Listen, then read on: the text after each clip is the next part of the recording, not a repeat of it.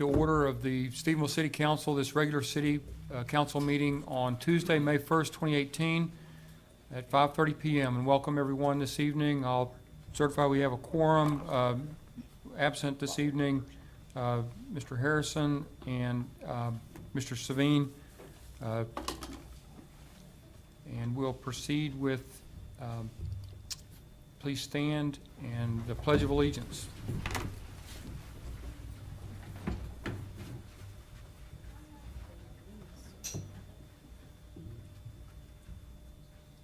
I pledge allegiance to the flag of the United States of America and to the republic for which it stands, one nation under God, indivisible, with liberty and justice for all. Honor the Texas flag. I pledge allegiance to thee, Texas, one state under God, one and indivisible.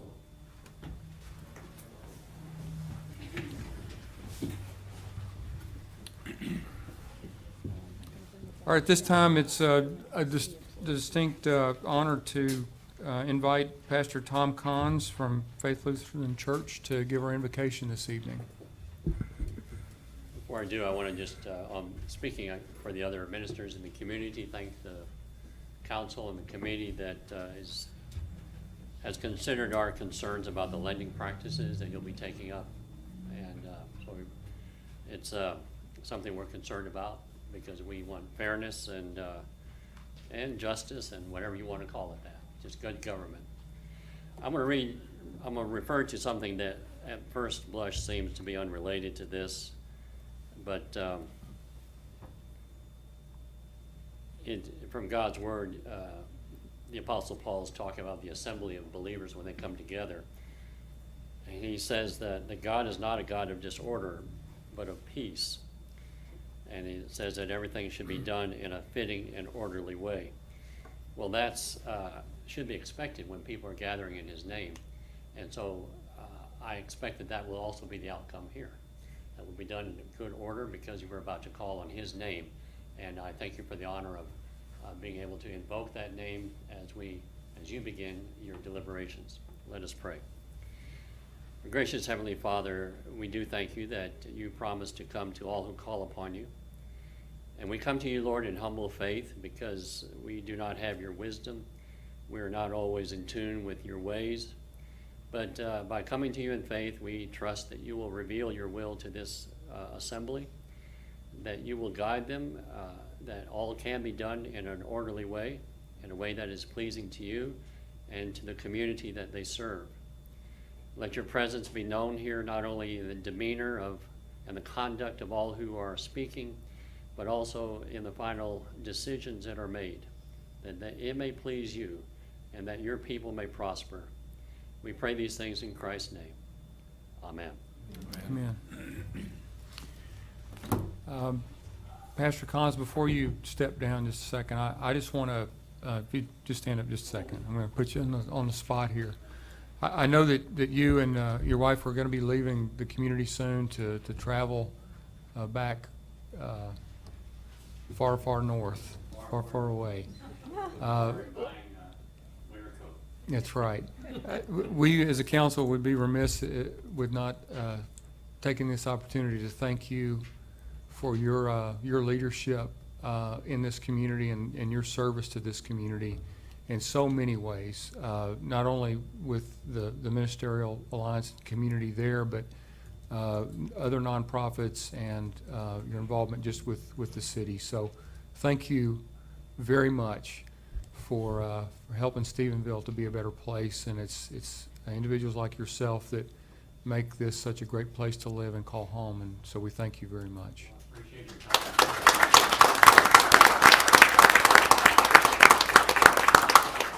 It's been a fun 20 years.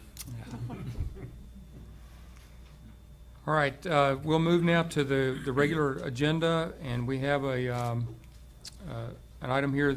I'll call Chief King to the podium. We're going to swear in tonight, and Stacy King, our city secretary, will administer the oath to Dr. Ken May, as the Stephenville Police Department chaplain. So Chief King, if you could just give us some background on that and this exciting development. Absolutely.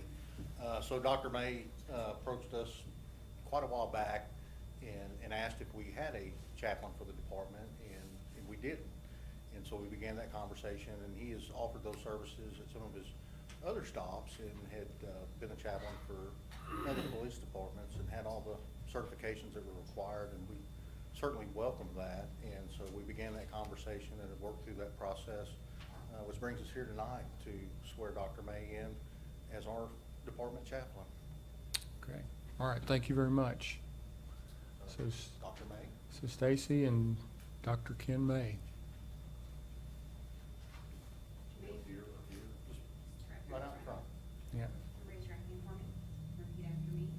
I, Dr. Ken May, I, Dr. Ken May, do solemnly swear do solemnly swear that I will faithfully and diligently perform that I will faithfully and diligently perform the duties of police chaplain for the Stephenville Police Department the duties of the police chaplain for the Stephenville Police Department and will provide comfort and spiritual support and will provide comfort and spiritual support to the officers of the Stephenville Police Department to the officers of the Stephenville Police Department and to the citizens of the community as I am called upon. and to the citizens of this community as I am called upon. Thank you. All right.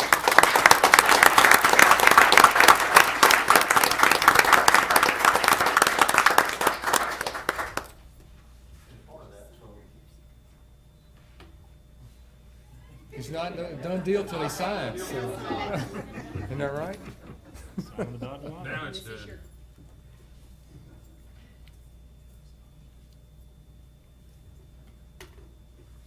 all right, and so everybody will know that you work alongside our officers in our department. So we have an identification card for you. Thank you. And then Lieutenant Jay King had a badge that was designed just for you to go along with our organization. So I'm going to send that to you as well, sir. Thank you very much. And thank you.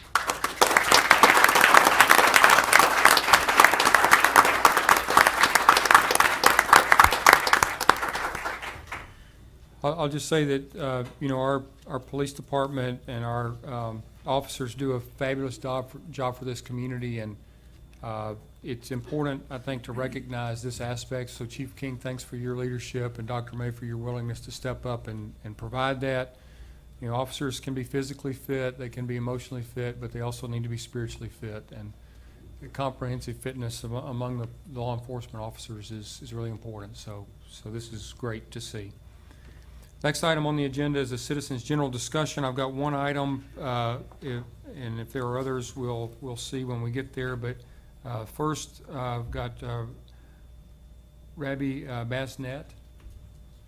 Would like to come and speak. Just state your name and address for the council, please, and you'll have up to 3 minutes to speak. Yes, sir. Hi, everyone, and this is Robbie Besnett, and we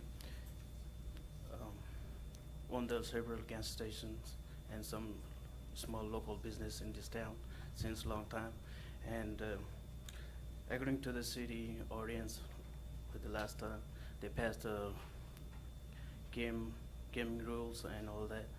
And as we are doing business since a long time, and we have some small business with us, little game machines, coin operated machines in our location, but there is one rules like like there's where there is alcohol sold or served, you can't have those kind of machines. So I just want to say, like, if there is like certain rules or focusing or concerning about those matters, so that we can run the business like that way as we used to run, and we never have such problem before, and we never have intended to open the game room and all that. So we just want to run the business as same like as it is. So I just want to put my words like, how can we do it and how the city will do it. Okay. Well, thank you for that input. I think what we'd encourage you to do is, if you haven't already done so, to schedule a meeting with Mr. Barnes and let him discuss your concerns. Okay. And as he and you deem appropriate, you can bring those back before the council for us to consider. Sure, I will do that, sir. All right, sir. Thank you very Thank you much. very much. Thank you. All right, anyone else wishing to come and speak before the council?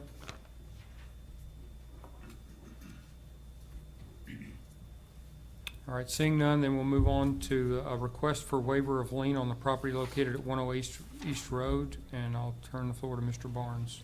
Mr. Mayor, members of the council, we received correspondence from Carl Holland, who owns a piece of property at 108 East Road here in Stephenville. In 2005, July of 2005, we filed a lien against his property for the demolition of a substandard building that had been located on that property. Excuse me. Since that time, in 2015, Mr. Holland reached out to the city to determine how to satisfy the lien. At that point, he owed the $1,621 of the lien plus $1,679.62, or a total of $3,300.62. Interest in the principal. At that time, he was told that staff had the ability to waive the interest, and an offer was made to him to waive the $1,679.62. And there are no notes as to what steps took place, what his reaction was, or whatever. He came in, I don't know, a couple of months ago probably, and began talking to Ms. King. Ms. King researched the situation, found that there is now $2,070.44 in accrued interest, in addition to the $1,621.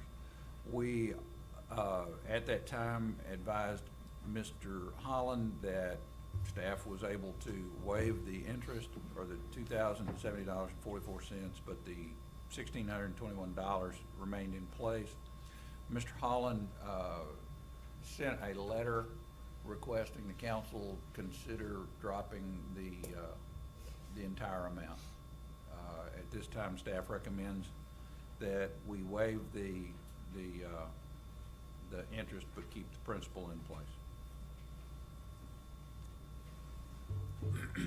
Okay, any questions for Mr. Barnes? I did have one question. Before the structure was torn down, was he notified? And I asked you that previously, was he notified? In her research, Ms. King was not able to find any correspondence on this to indicate that he was notified or that he was not. The state of Texas does require certain notifications, and we can only presume that they took That he place. was notified. Do we know, Mr. Barnes, why the time period, such a long time period for this to come? Mr. Holland is here, if y'all have Oh, any sure. questions for him. I don't know. Okay, so Mr. Holland, would you,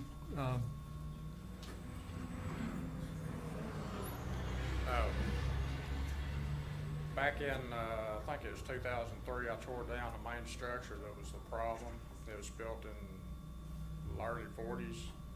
It was pier and beam. I tore that structure down. There was a add-on bedroom and a bathroom that I left. It was a sound structure, and this is what the city tore down.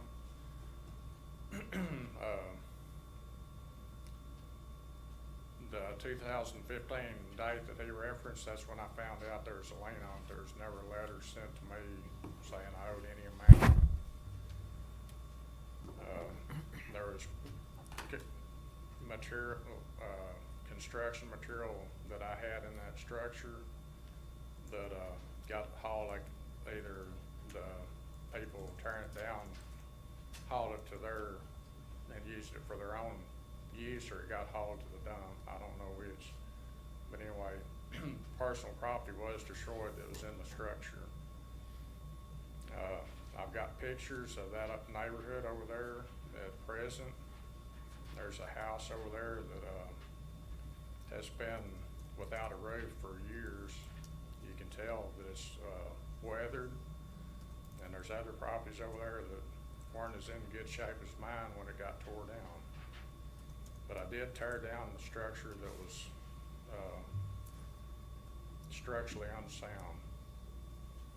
And, I've got those pictures, if you wanna see that neighborhood over there, if you're interested in seeing them. Tell us the years again, the year This it was. back in 2003, and before they tore that structure down, I had the opportunity to sell the property. But the guy backed out. He was gonna try to use that building that I had left that was existing.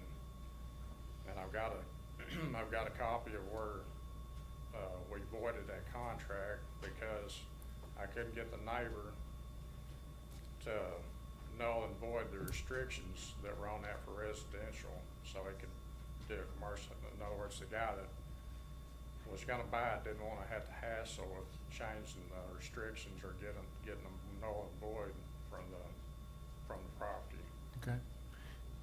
Any other questions from Mr. Hall? Were Yes, you sir. were you Carl. notified before they tore it down? Did you get a letter about it, that they were going to tear it down? I was notified to tear the structurally unsound structure down.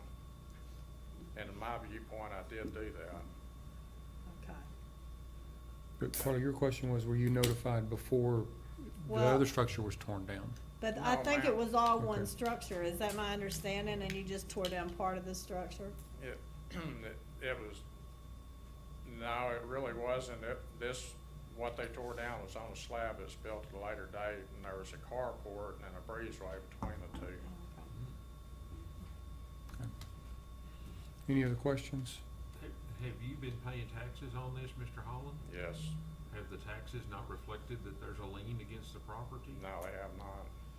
They wouldn't, that would be reflected in an abstract title or something like that. It wouldn't reflect that there was a Okay. lien on it. So that wouldn't So- show up until he tried to Sell it. Sell sell the Evidently, property? he's tried to sell it, and It's in the city ordinance though that it's supposed to go into the next, in other words, the next time I was paying taxes, that should have shown up on my tax roll. And I can show you on the city ordinance where that's in y'all's bylaws. Okay. Any Is other questions? anybody interested in seeing that?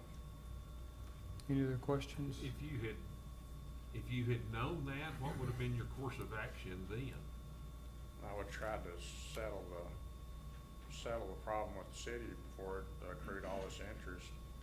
I didn't know it was on the books until December 2015. And that was when you tried to sell Correct. the property, Yes. the vacant lot, basically? Right. I mean, if you're gonna put a lien on somebody, it's just like if I go file on somebody that owes me money for working on their house, I'm required by law to send them a letter notifying them that I'm doing that. And it is in the city's ordinances, which I've got a copy of right here, that is one of the, lines in the ordinance. That you will be notified through the tax assessment or, when you pay your taxes at the end of the year, it will be on that next year's tax. Okay, so, yes, Sherry. So, as I understand it, when you researched this, Stacy, there's no certified mail delivery receipts or anything where we had any correspondence about it? There's not, Alan's got the file, there's no certified letter, but that's, Or is that our? really, that kind of changes depending on who the person was, whether or not they kept copies of those, and it's best practice too, but Some didn't? did not. Okay. And what office sends that out? It's through, planning building services. Planning and Building Services? There would be no electronic record of it going that far Not back. that It would have to be a correct. paper copy if there were one. Okay. All right. Okay, the last time anything was done on this was in '05. Right, that's when the summer '05, July 2005 is when I tore that structure down. Randy, would limitation yes, sir. knock it out? Yes, sir. Okay.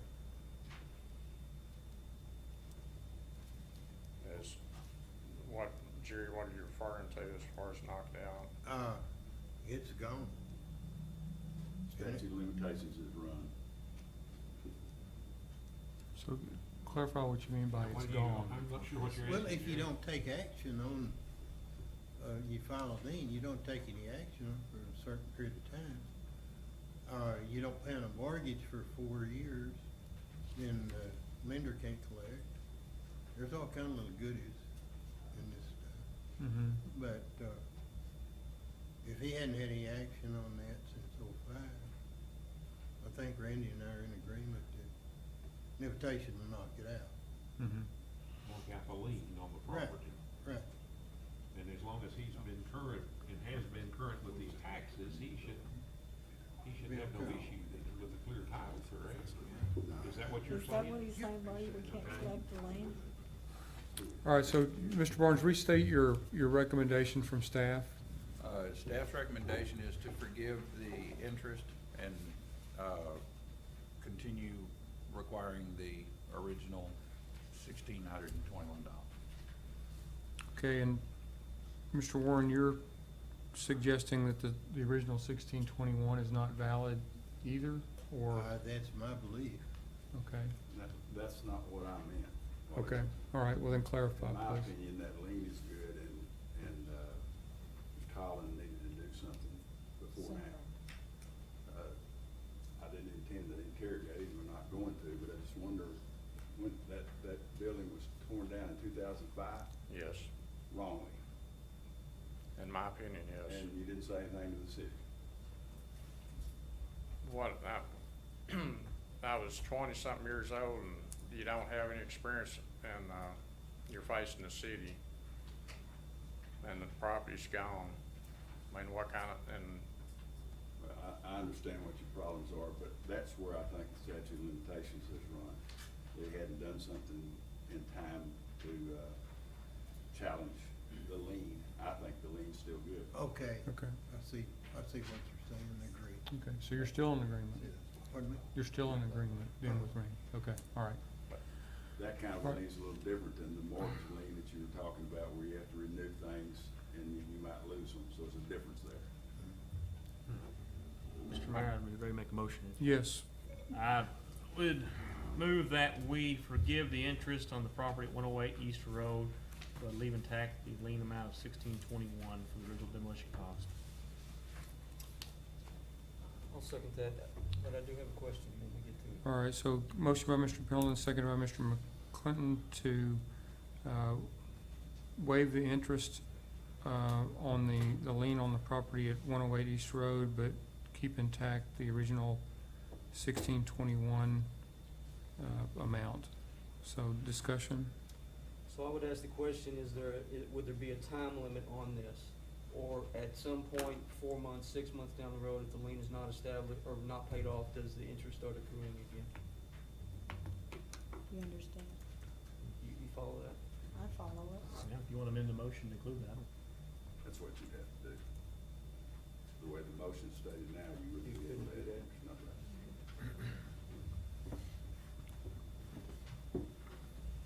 I would like to offer an amendment then to say Okay. that the grace period exists for 6 months, no interest after 6 months, the interest starts accruing again.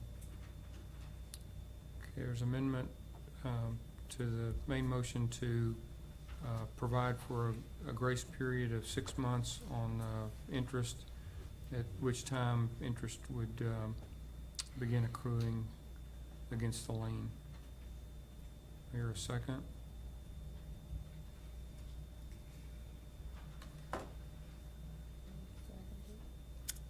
Carla, was that a second? No, Oh, okay. I'm just, She's watching it wither and die. Did you say something? No? I said something. You up mumbled here. something. My Yeah. hearing, it's my left ear that's bad. You're on the wrong side, so. All right, so hearing no second, that amendment dies on the floor, and we'll move, any other discussion on the main motion? Mayor, I'm very uncomfortable with this. I know that the period of time that has lapsed is significant, and I understand Randy's position that maybe action should have been taken more quickly.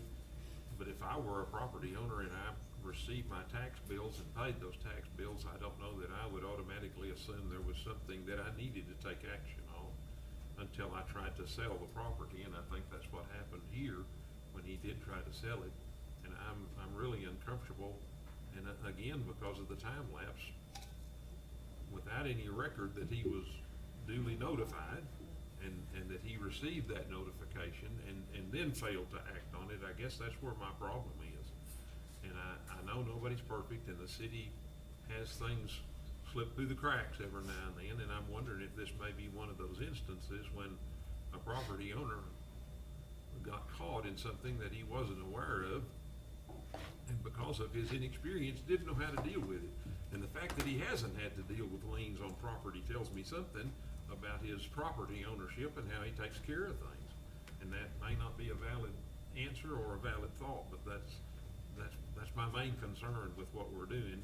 And I don't want the city to be adversarial with property owners necessarily, and I don't want property owners to take advantage of the city either, but I don't think that that's happening here by this property owner. Okay. Any other discussion? Sherry? Well, I have some different concerns, and those are that there does not appear to be any verifiable correspondence about this, that, and granted, the gentleman should have acted on the lien, but to Alan's point, if you didn't know there was one, I don't know what you would do.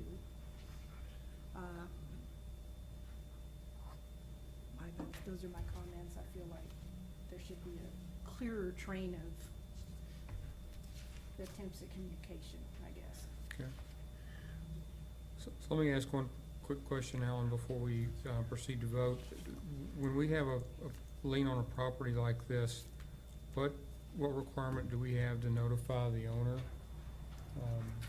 Yeah, there's some requirements in there that we have to notify them by certified mail, give them a certain period of time. I'm not just exactly sure, but yes, we have to give them notice. Okay, and so that was not done? We don't know whether it was done or not. And from a legal standpoint. Okay, so my question was more specific than that. Let's say we've got a lien like this, that there's interest accruing. We don't send a bill or a monthly notice or an annual notice or anything. We just let it sit until somebody pays. Yes. So I wonder how many liens we have sitting out there in this same situation. I don't know, but I bet we find out, right, Monica? Say yes. I mean, I think we need to know that. Say yes, Monica. I don't have the list of them, but I have a list of them. I mean, I've notified owners before. We went through and tried to notify owners, especially on these old liens, that they have liens on their property, give them a chance. And what led you to do that? Just the fact that we have old liens that are 20 years old, just trying to get the books cleared out. Okay, and in this case, we didn't notify because we didn't know. Well, we had it was, a lot of them were for, once they changed owners, and they hadn't gone through the title process to find that they had them, and so a lot of these, But lower priced properties, they just sell between the two people without title company, knowing that they have one. okay, so why was this one not included in that? Because he's been the owner of the property, so we assumed that those that had liens where the owners hadn't changed, the owners knew about them and just weren't paying them. Okay, But that's why we did offer to waive the interest, in case he didn't know, we were gonna go ahead and waive that interest that okay. he said on it. So basically, there's no way that, again, that he would have known, because we don't have a process where we notify current property owners that have liens against their property. Legally, it's his place to show he didn't get it, not our place to show that he got it. Okay.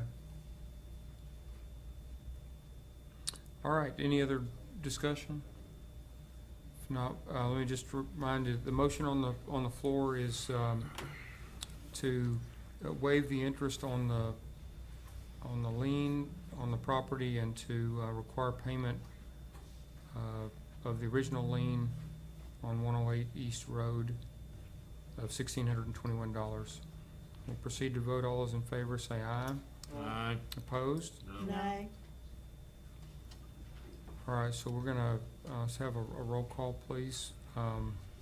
Place one, Nay. place two, Nay. place three, Aye.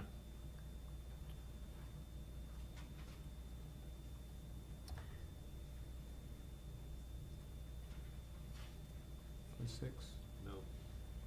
place seven, No. place eight. Yes. All right, and, that's 3-3, so I'm gonna vote no. So that motion fails.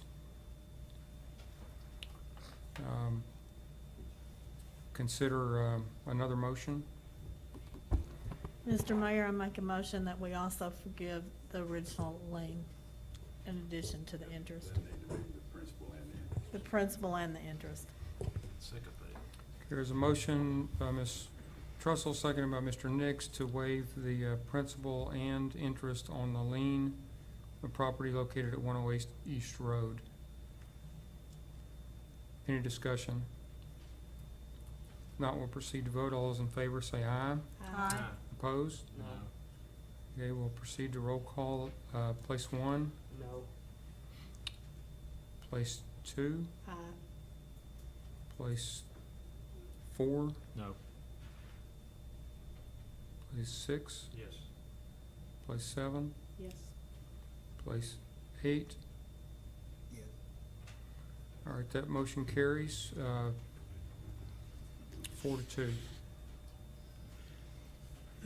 All right, the next item on the agenda is, consider approval of resolution number 2018-R06, authorizing membership in the steering committee of cities served by Encore. So, Mr. Barnes, if you'd please brief the council on this. Mr. Mayor, excuse me, Mr. Mayor, members of the council, we are members of the Encore City Steering Committee. This is a group of approximately 70 cities, 162 cities, that are a coalition of communities that are served by Encore.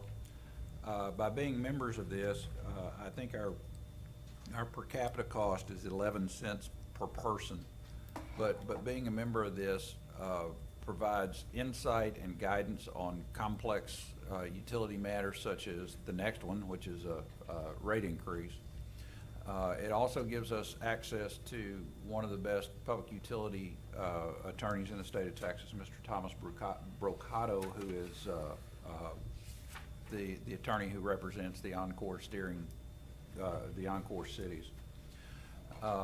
This is a very valuable membership for us. We belong not only to this, to the Encore Cities Steering Committee, but we also belong to the Atmos Cities Steering Committee. Staff respectfully recommends that we continue our membership in the Encore Cities Steering Committee. All right, I'll entertain a motion. Could I ask a question before? Yes. you do that? What was the per capita last year, do you know? Is 11 cents. Yes, sir. How long have we been a member in this, Mr. Barnes? Sorry? How long have we been a member in this? I think we were one of the founding members. I'm not sure exactly how long it's been. I know they've been around for at least 10 years because I was at another city approximately 10 years ago that was on this, that was also a member, a founding member of this. So there is money budgeted for this? Yes, sir. Okay. All right, any other questions for Mr. Barnes? If not, I'll entertain a motion. Mayor, I move that we approve resolution 2018-R-06, authorizing continued participation with the steering committee of cities served by Encore. Second. Okay, motion by Mr. Nix, seconded by Mr. McClinton to approve resolution 2018-R06, authorizing membership in the steering committee of cities served by Encore. Any discussion?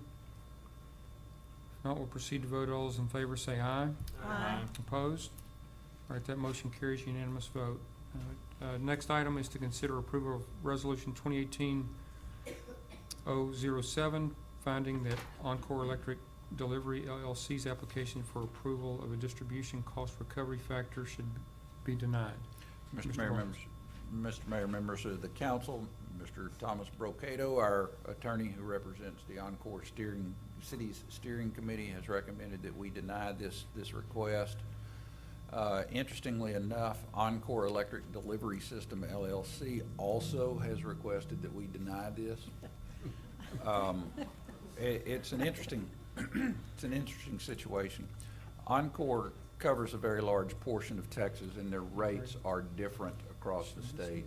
And so what they're asking is they're asking the cities with primary jurisdiction to deny this rate increase so they can appeal everybody's denials to the PUCT and let the PUCT set a uniform tariff across their service area. And actually, our information is that our citizens very possibly could see a slight decrease in their electric rates because of this. Not saying that they won't see higher ones, but we Okay. think it'll be low. Any questions for Mr. Barnes on this? All right, Stacy, for clarification before we proceed with the motion, is this 2018-O or 2018-R? 2018-R, okay. All right, so I'll entertain a motion then. Mr. Mayor, I move that we approve Resolution 2018-R-07, finding Encore Delivery LLC's application for approval of a distribution cost recovery factor should be denied. Second. Okay, motion by Mr. McClinton, seconded by Mr. Nix to approve Resolution 2018-R-07, finding that Encore Electric Delivery LLC's application for approval of a distribution cost recovery factor should be denied. Any discussion? If not, we'll proceed to vote. All those in favor say aye. Aye. Opposed? All right, that motion carries, unanimous vote. All right, next item on the agenda is the Planning and Zoning Commission section. We've got several cases here to cover, and I'll ask Jeremy Allen to please brief the council. Mr. Mayor, members of council, these next items, part of the subdivision, it's a subdivision waiver. They should all be handled separately. If you give me just a minute, I'd just like to talk a little bit about the subdivision ordinance. The regulations that are adopted pursuant to the authority granted by the U.S. Constitution, Texas Constitution, and law of the state of Texas, specifically including 212 of the Texas Local Government Code. Subdivision regulations are intended to define the process to convert raw land into buildable lots, establish requirements for public improvements, provide standards for land development, establish procedures for submittal, review, approval of plats, shape future developments. The authority of the subdivision ordinance and the subdivision regulations are adopted pursuant to the authority granted by the U.S. Constitution and Texas Constitution and laws of the state of Texas, specifically including 212 Local Government Code. All property subdivided into lots, blocks, streets, or property to be re-subdivided within the city limits or within the ETJ shall hereafter be laid out subject to the approval of the city and outlined within the subdivision ordinance. The applicability of it, it has hereby declared to be the policy of the city to consider the subdivision and development of land as subject to control of the city in order to carry out the purpose of the comprehensive plan and to promote orderly, planned, efficient, and economic development of the city. Subdivision and development of land policies shall not be subdivided or developed until proper provisions have been made for drainage, water, wastewater, transportation, and other facilities required by these regulations. Compliance required with all city ordinance pertaining to subdivision and development of land and the comprehensive plan shall be required prior to approval of any application pursuant to the subdivision ordinance. All such ordinances in the comprehensive plan shall be constructed to mean these documents as they exist until they're amended. It is the property owner's responsibility to be familiar with and to comply with city ordinances, comprehensive plan, and the provisions of the subdivision ordinance. To define a subdivision, the division of a tract of land or parcel of land into two or more lots, or parts or lots for the purpose of whether immediate or future, or sale, or building development, or transfer ownership, with the exception of transfer heirs of an estate. And then the last definition is a lot, land occupied or to be occupied by a building and its necessary accessory buildings together with such open spaces are required under the subdivision ordinance. So to go to our first case, applicant Bo Mayo is requesting a subdivision waiver from section 6.20 parkland design, dedication, and fees for the development to be constructed at 1,000 Old Hyco Road. Parkland dedication portion of the subdivision ordinance was adopted in 2012. The updated subdivision was adopted in January of 2018. Has been applied to similar projects such as Mustang Ranch and Creekside Townhomes. The purpose of the Parkland dedication fee is intended to ensure that adequate recreational areas in the form of neighborhood and community parks are provided to meet the additional needs created by new residential development. The scope, the provisions of the section shall apply to all new residential development within the city and the residential subdivisions within the ETJ after the effective date of the ordinance. And then the payments for which is $400 per multifamily unit. I can entertain any questions, and Mr. Bomeo is here to talk about the development. Okay, questions for Jeremy? Jeremy, the Parkland dedication, excuse me, was adopted in 2012. Was it also carried through into the 2018 subdivision ordinance that we are working under now? That's correct. January it was, I say, re-adopted, is put into the new subdivision ordinance as well. But that provision was carried forward, for lack of a better term. That's right. Okay. I have a question. Jeremy, in lieu of actual cash, there can be a land transfer, right? They can dedicate some parkland in their subdivision, Right, is there that are right? some requirements, and the Director of Community Service would oversee if that's the in fee or if it would be land that would be dedicated. So it's an either-or situation or a combination? Right. Okay. Other questions? Sure. Yes, are we revisiting all of this because this came before P and Z? That's right, and P and Z, per your packet, P and Z did recommend by a majority vote to deny the subdivision waiver request. Okay, And so the next step would be the council has to, by majority vote, either approve or deny the request. okay, thank you. Other questions? When is payment made? Typically, the way the subdivision ordinance reads is that the payment needs to be made prior to final plat being accepted and finalized. Okay. And has the final plat been accepted? There is gonna be amendment to the final plat. There's some easements that need to be added to it. Mr. Mayor? Yeah. I might add that it is, excuse me, it is not uncommon to allow a developer to delay the payment of the parkland dedication fee unto the point, I believe it's prior to a CO being issued, is that That's right, correct? yes.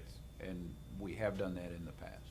Creekside Development, we did it with them as well, we allowed them to start building and developing that property, and then we collected the parkland dedication fee prior to issuing COs for that property.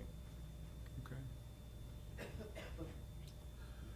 Jeremy, explain the process to me, if you would.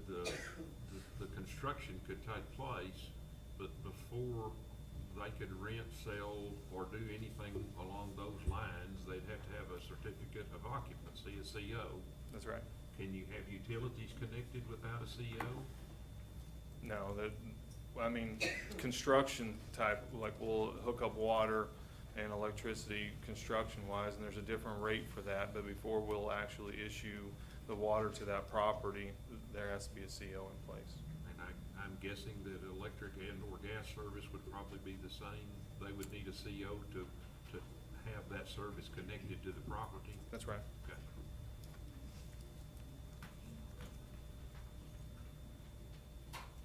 Okay, any other questions?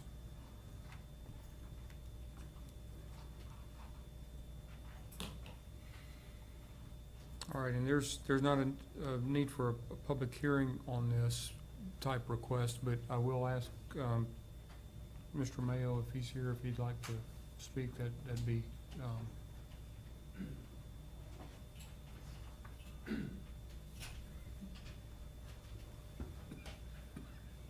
I just kind of learned about this deal just a few weeks ago here, and I'm still trying to wrap my mind around it. I feel like if Stephenville is business friendly and they're wanting to encourage business development, encourage people to improve property. Why are they adding extra fees to construction projects up front? I'm attempting to improve a rundown area of town, at the same time build some affordable housing.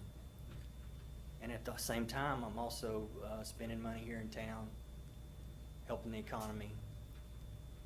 At the same time, I'm also raising the tax value of this property. Right now, if it's a vacant lot, and when I'm done with the construction, well, right now the taxes are like $2,000. When I'm done with the construction, I estimate there'll be about $50,000 a year. What if me or someone else who's trying to do these kind of developments is unable to do these projects because of these parkland dedication fees? It's $26,000 to get started for this particular project. What if I'm unable to do it? I mean, are you gonna, you're gonna cause me to not do the project, and you're gonna forego $50,000 a year from now on for a one-time $26,000 fee. So that's all I got.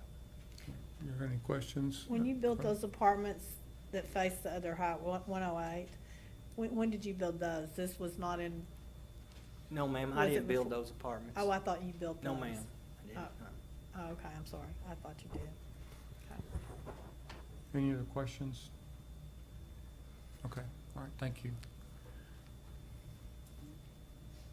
Jeremy, I want to come back and ask you, you provided us with 2 projects that have paid this fee.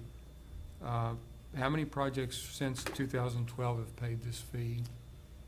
Thought you would ask me that. If I had to guess, and I'd have to go back and pull that, but I think there's 9 or 10 that have paid this, and that this includes like Elk Ridge, the 2-3 phases out there, Lakewood Estates, 2 or 3 phases, they paid Parkland. There's another set of townhomes that Trafalgar Homes built, and I'm just off the top of my head, didn't have the list for you, but I know they paid it. Creekside, of course. I think there's also Gulf Country Estates have paid the Parkland fees. So these are, the 7, 8, 9 that I know off the top of my head. So there has been. What about the multifamily on Alexander Road that is just finishing up, that's near the South Loop? Yes, that was, should have been. The previous director did not apply that, and so it should have been applied to that development as well. So the previous director, They may have thought they had the authority to waive that without coming to council, and that is not in our old subdivision or our new subdivision for staff to be able to waive those things. okay. So you're talking about those apartments right there on the corner of Alexander and South Loop? Yeah. Okay.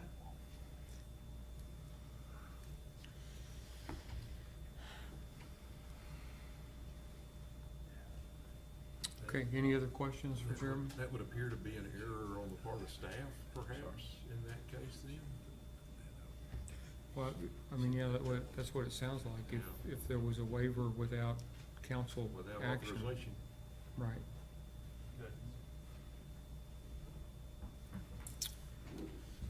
So Okay, can I ask, what Yeah. about the new apartments that are being built on Lillian by the railroad tracks? Same deal. They're not paying it either? That was the previous director before this director.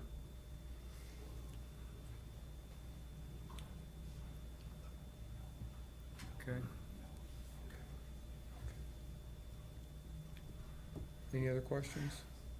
I guess that makes a good point, because sometimes when you make bad decisions, it sets a precedent for those that follow. Am I interpreting that correctly?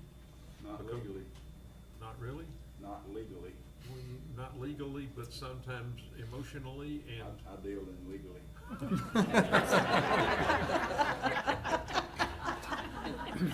Randy, that may be better. But a bad precedent can come back and create problems in the future. Would you agree with that? Yes, sir. So basically what we have here is a decision that the city of Stephenville made in 2012 to implement a parkland dedication fee is a part of single-family and multifamily development. And so that's not new, but it has been implemented inconsistently because of unauthorized decisions by previous employees of the city. You know, Mayor, Monica just got in my ear, so between 2012 and 2015, we implemented 9 times. 9? And Okay. we've implemented it 1 time since then. Okay. Mr. Allen, quick question. Noticed in the agenda packet, the P&Z had a majority vote. I guess it was a unanimous vote. Do you know what the vote was? I believe for that item, it was 6-3.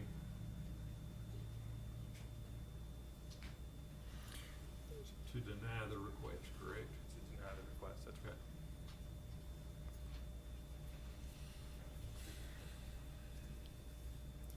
Okay, so I'll entertain a motion.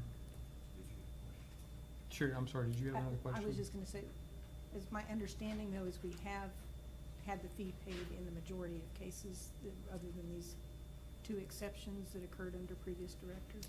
I know of 3 exceptions. 3 exceptions. One was Mr. Mayo's previous development on College Farm Road, the Lillian, and then the Alexander. Those are the 3 exceptions I know that did not pay it, that should have.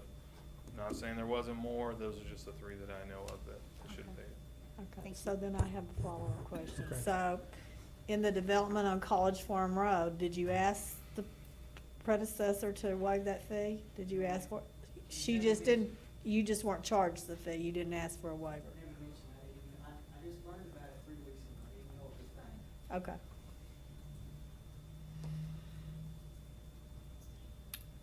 Okay, so that also begs one more question then. I thought that we had a process that we were bragging about, having pre-development meetings. Certainly this is an important item in those discussions. Is it not part of the checklist to say, do you know about? I can tell you how, Mr. Mayo came back in September, asked for a rezone.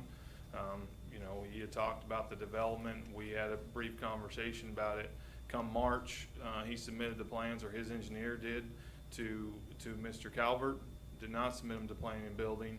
He gave, and then he gave us the final plat to do separate of the plans. When we got those plans from Mr. Calvert, we gave a review, and we put those in the review. So prior to that, we didn't have he didn't bring a development to us.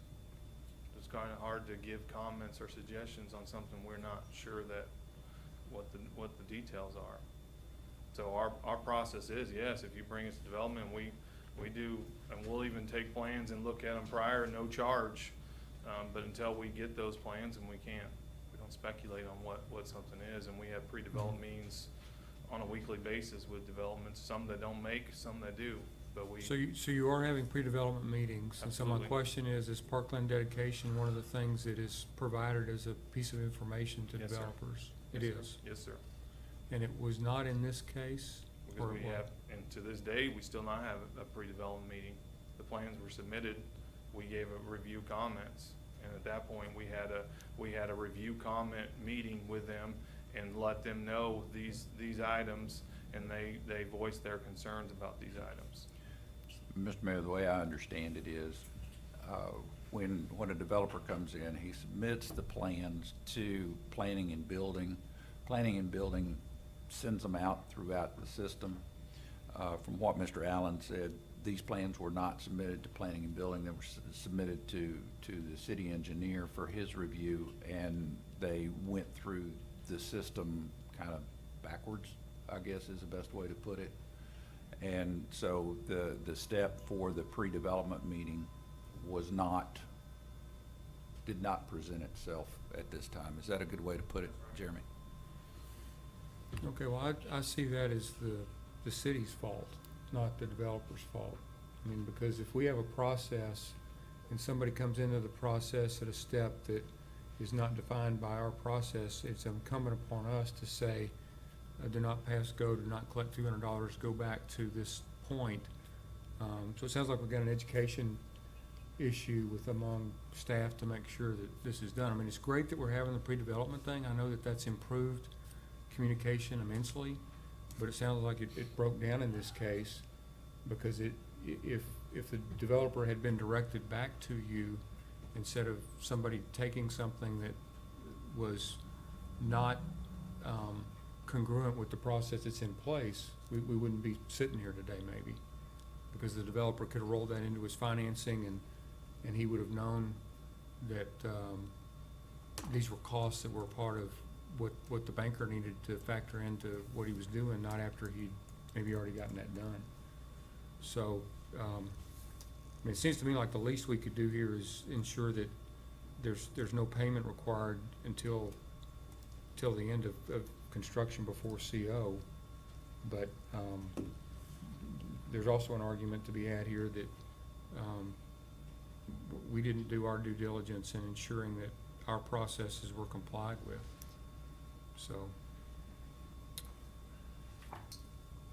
I don't think to debate tonight is whether or not Parkland fees are good or bad or yes or no, because that decision is a standing decision by the council. The decision tonight is whether this request is adequate for decision. So with that, I'll again entertain a motion. The request is for a waiver of the subdivision 6.2 Parkland design and dedication fee.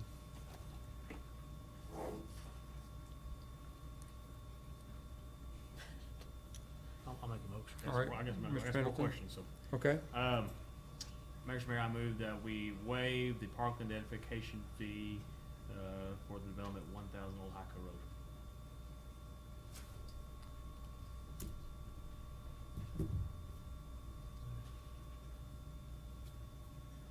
Okay, the motion is that we waive the Parkland dedication fee at 1,000 Old Hico Road. Is there a second?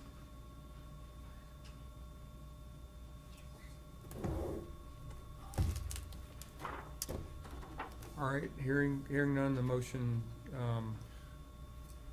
dies for lack of a second. Mr. Mayor, I have a point of parliamentary inquiry.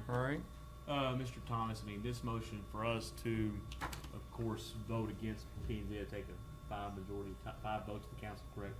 is it just a majority? Just simple majority. Simple Simple majority. majority.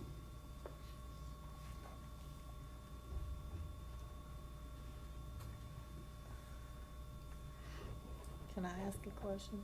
Yes. Is it possible to offer a compromise? Because I'm torn on this, because other developers have had to pay it. Mhm. But then you've got these people that haven't had to pay it. And so it doesn't seem fair either way you go to somebody. Can you, like, reduce the amount he has to pay? I mean, is that a possibility, reducing what he has to pay? I mean, is it even a possibility to reach a compromise? Yes, Instead of yes. $400 a unit, could he get $200 a unit? Could we offer a compromise? So that Right. he's not paying nothing, but Right, it's unfair to these places that have had to pay the fee.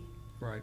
But it's also unfair that these other 3 places didn't have to pay the fee. I'm just wondering if there's a compromise possible. Mr. Barnes? If there is a compromise, how do we as staff carry that precedent out for the next development that I comes don't in? know, I'm just And- asking.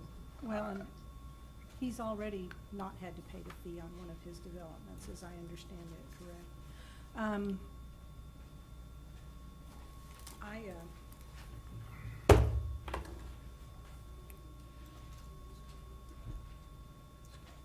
sorry, I need better reading glasses or All right. number to make my Or bigger. motion. Or a big big yes. screen iPad.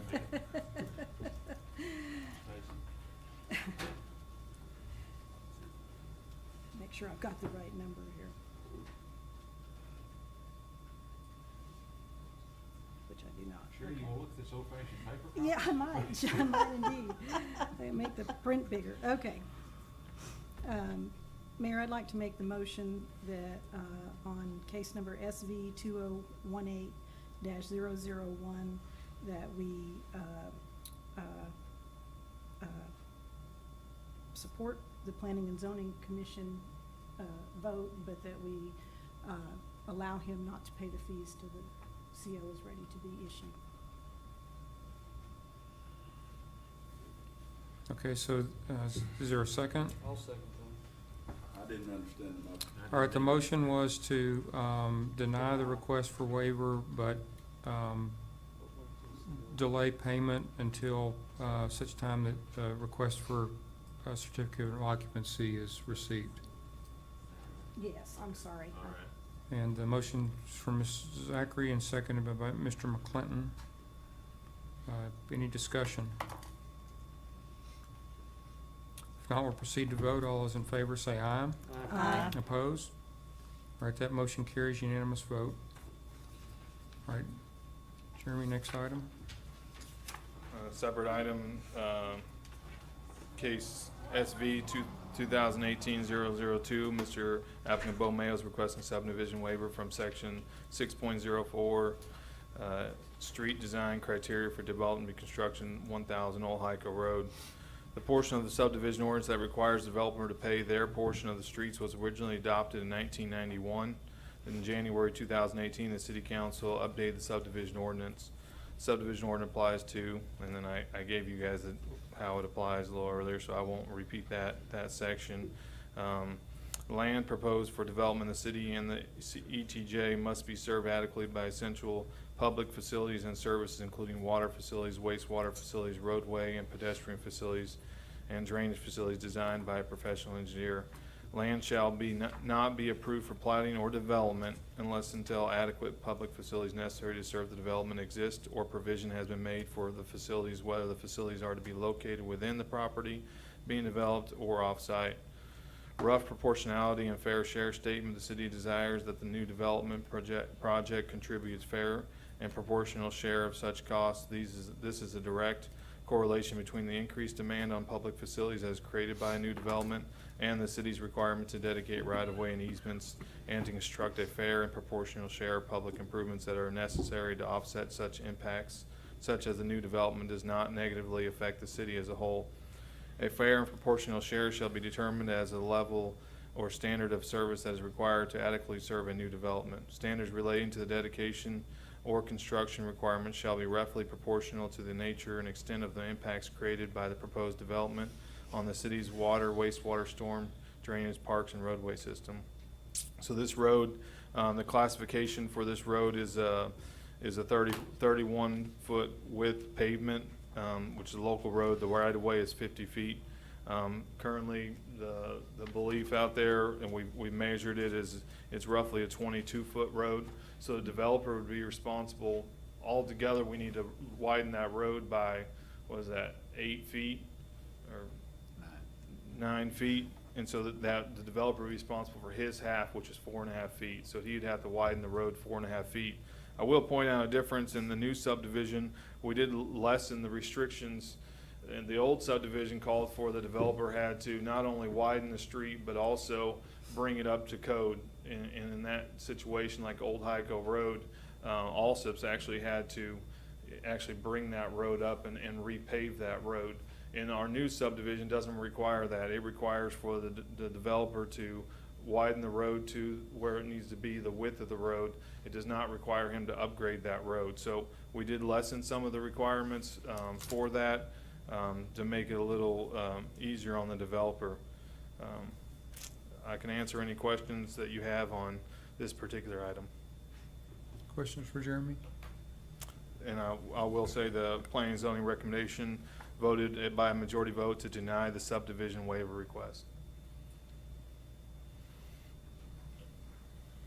Questions for Jeremy? Jeremy, the street requirement is separate from the curb requirement, correct? Correct, separate waiver altogether. Okay. We'll hear that one separately. Okay, I thought that was correct, but they're connected, but they're not. They're separated apparently in our subdivision ordinance That's correct. by requirements. That's right. Okay. that came into our subdivision ordinance in different times as well. The street portion of this came in my research, 1991, where the curb and gutter came in 2012, so. What does the thoroughfare plan say about this street width? 31 feet, 50-foot right-of-way with 31 foot of pavement. Okay. So the city has identified a need that it itself has not met, and now we're asking a developer to meet that need. I, from day one, have been against that strategy. I think that if the city has not kept up with its infrastructure needs, that's a city problem, and the veiled statement that increased traffic on a street drives the need to suddenly develop the road, well, maybe the city should have been developing the road in accordance with the capital improvement plan that is defined by the thoroughfare plan. It's difficult to see a situation like this where we knew there was a need even before the development. The thoroughfare plan defined that it should be a 31-foot road. And I appreciate what we did in the subdivision ordinance to not require a developer to upgrade just because development was occurring. So I think, the width of the road is a consistent philosophy with that. But it is important. I mean, it's one of the reasons that we needed to update our thoroughfare plan is to be able to define what the city standard was. Now, if the development was driving this to increase the width of the road, to me, that's a different discussion. And yeah, the developer ought to accept some of the width of that road, because the development, let's say he was putting a 600 unit complex out there versus a 64 unit complex. Then we would have to rethink the thoroughfare plan, the width of the road. Okay, yeah, you've got to provide a larger access to the facility as a result of this. So it's an interesting and difficult situation. And just my comments on all four of these, from our department, we're gonna apply the subdivision that was passed by council, and, if there's something that needs to be changed, maybe that's something we should change, but, our department was trying to apply the subdivision for this development, any development, so if there's a. Okay, Jeremy, and I appreciate that, but let me caution the city staff to not hide behind an ordinance when there is a fiscal responsibility for the city to provide infrastructure to the citizens of this community. And because we have not had a plan to do that, shouldn't arbitrarily, in my opinion, place a burden on a developer to do that. And I'm not getting on to you about that. I mean, I agree with what you're saying in principle, that the ordinance is in place, but then you have to put it in context of where we are. And where we are is a city street that has not been maintained by the city itself. I mean, there's not any street that would be in compliance with a 20 foot or 20 foot width, 31, 22. It's a 31 foot right. Currently it's or 22. 31 pavement, but it's about 22 feet. 22 right now. So on one hand, we're saying that the subdivision ordinance requires this to be upgraded, when in fact, the city thoroughfare plan says that it is required to be upgraded. It doesn't even meet our own standard. So that's the difficulty I see here. So. And I know when he came to us and he asked for the change in zoning, that one of our concerns was that street was too narrow. I mean, we talked about that, and it didn't come up in that conversation, well, it won't be too narrow because he has to make it wider. That never came up in the conversation, and I had discussed that with Jeremy yesterday, that I knew that was a concern when he asked for the change in zoning on this property, but we never mentioned that he would be required to make that street wider. We were just concerned with the width of it at the time, so. All right. Any other discussion or questions for Jeremy? No. Jeremy, if the developer in this case widens the road on that side, but there is no development on the other side of the road, what happens to that other side? Well, I mean, and this is where you get into the planning part of it. I mean, you're looking not for today, not tomorrow, but what if 5 years down the road the other side develops? then the road does get done. Or maybe that's a project the city puts together and does. I mean, there's different ways to get the entire road done. But I think, you look at it, our approach is that the developers are responsible for building that road. So, there's 60 acres on the other side of that old Hyco Road.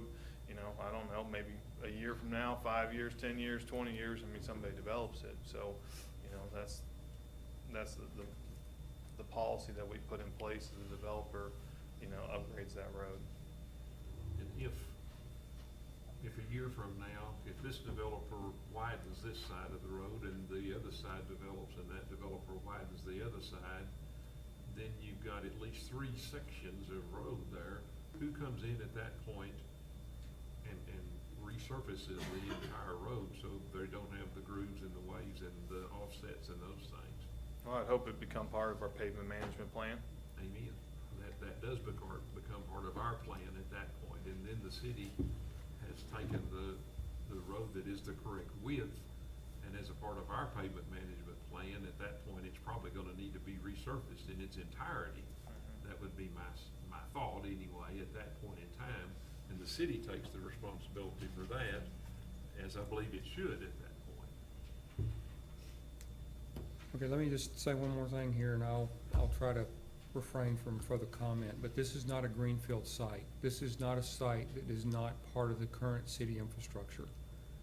So to say that and to read the subdivision ordinance is to, in my opinion, misplace the intent of the subdivision ordinance. The developer is required to provide a road where a road does not exist to support their development. But this is a street that the city, as a part of their annexation plan, accepted that was substandard. Now, there's a recurring theme here that goes back to many other issues, but it's incumbent upon the city, if it's going to accept a piece of infrastructure as a part of annexation, to upgrade that infrastructure. And not say, well, we're going to wait till somebody comes along and tries to develop this, and then we're going to put the burden on their back, because all that does is get us in the stalemate that we were in and we have been in, where it's truly city-owned infrastructure. There's no street in the city that is less than 31 feet in width. And so and it's not a greenfield site.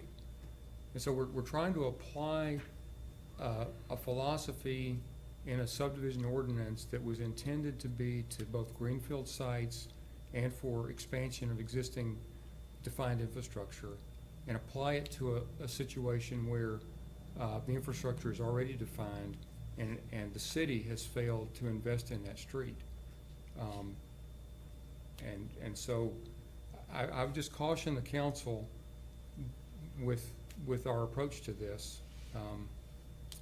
The idea is to understand and be responsible for the infrastructure that the city has adopted, and to allow developers to develop new space or to expand space that's necessary to support development.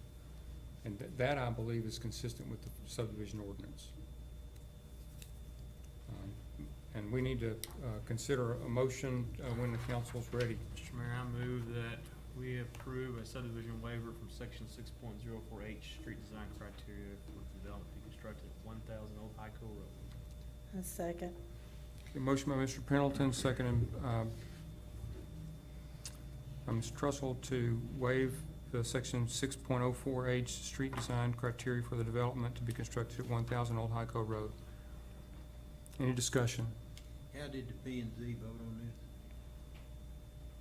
They recommended to deny the waiver request. Pardon me? They recommended it by majority vote to deny the waiver request. But what was the vote? I believe that one was 6-3 as well. Are there any other questions? If not, we'll proceed to vote. All those in favor say aye. Aye. Opposed? No. No. All right, we'll do a roll call. Place 1, No. place 2, Aye. place 4, Aye. place 6, No. place 7, No. place 8. No. All right, that motion fails. I'll consider a motion. Mr. Mayor, I move that we deny the waiver request in this case. Second. Motion by Mr. McClinton, seconded by Ms. Zachary to deny the waiver request, section 6.04, street design criteria, 1000 Old Hyco Road. Any discussion? If not, we'll proceed to vote. All those in favor say aye. Aye. Opposed? Nay. We'll do a roll call. Place 1, Aye. place 2, Nay. place 4, No. place 6, Yes. place 7, Yes. place 8. All right, that motion carries. The waiver from section 6.04H, street design, criteria for the development to be constructed at 1000 Old Hyco Road is denied. All right, next item. Case number SV 2018-003, Mr. Mayo is requesting a subdivision waiver from section 6.04 to install standard 6-inch curb shall be constructed on both sides of all streets for the development to be constructed. Now, the developer is only responsible for his proportional share, which would be his half of the road on his side of the road. The curb and gutter portion of the subdivision ordinance was adopted in 2012. In January 2018, the city council updated the subdivision ordinance. The subdivision ordinance applies to, and I gave you those regulations and how it applies. The developer shall construct their proportional share of the abutting street to its apparatus such as curb, gutters, sidewalks, barrier-free ramps, street trees, etc. The city design standards for that type of street. A 6-inch standard curb shall be constructed on both sides of the street except for allowed in 2 and 3 below on the residential local streets and any subdivision where all lots are on 1 acre or larger. A lay down or roll down curb cap shall be permitted if designed in accordance with engineering standards manual. On a subdivision where all lots are on 1 acre or larger, a ribbon curb shall be permitted if designed in the engineering standards manual. On 2018, the Planning and Zoning Commission, on April 18, 2018, the Planning and Zoning Commission voted by a majority vote to deny the subdivision waiver request. And I just put a couple on this particular case, just a couple of examples of how we have done. This is on First Street.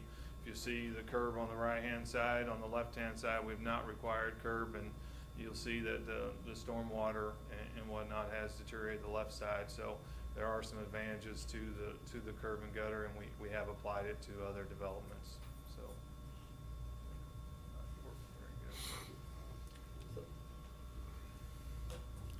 good. What's the lot size? Is that not an acre out there where this is gonna be on Old Hyco? It is larger, so it doesn't have to be these standard curbs. I mean, it can be. It can roll down? Yes.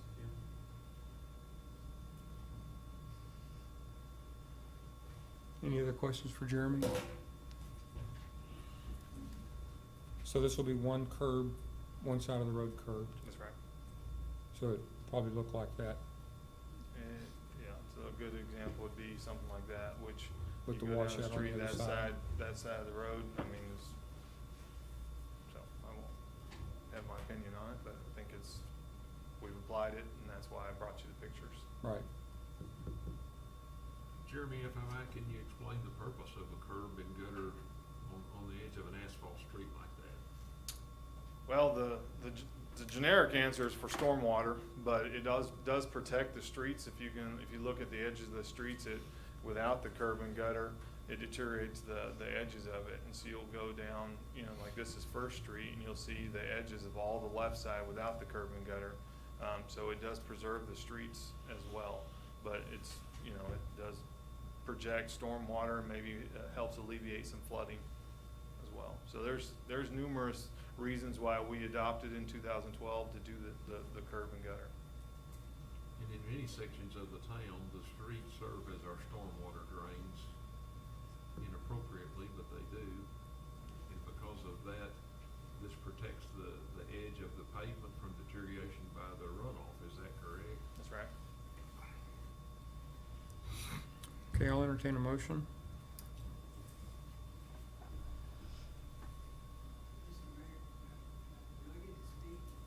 Sure, if you'd like to.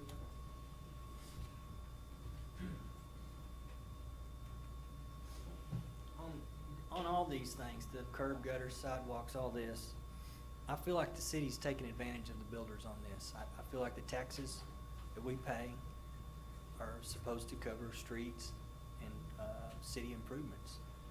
Why should I, just because I'm improving property, be any more responsible for that city street than my neighbor or my other neighbor across the street? That's all I got. Okay. I would ask a question, I don't know if it's Jeremy or Nick, but has a hydraulic study been done here? Do we know if you put that curb and gutter on one side, what are we doing with the water? Where's it go? And we have looked at that. The plans are still under the review for that. They've done a hydrology study. I don't believe that the plans at the time had I don't think we got that in depth. Do you remember? Mr. No, we've not received those. Will be designed such that stormwater would not impact the property and stay within the public right. What about the guy across the street? It would continue as it does now. And I did have one question I asked Jeremy yesterday when I discussed this with him. I noticed in Green Acres subdivision that they built 2 new houses. So if it's residential, we don't require them to build a curb, right? That's not correct. Oh, I mean, any new development that we're gonna have to plat or replat, so like Okay, those. so the reason those 2 new homes out in Green Acres didn't have to put in a curb is because it wasn't replatted? That's right. That's Okay. correct. Okay. It's an existing subdivision out there already. Okay, any other questions? All right, then I'll entertain a motion.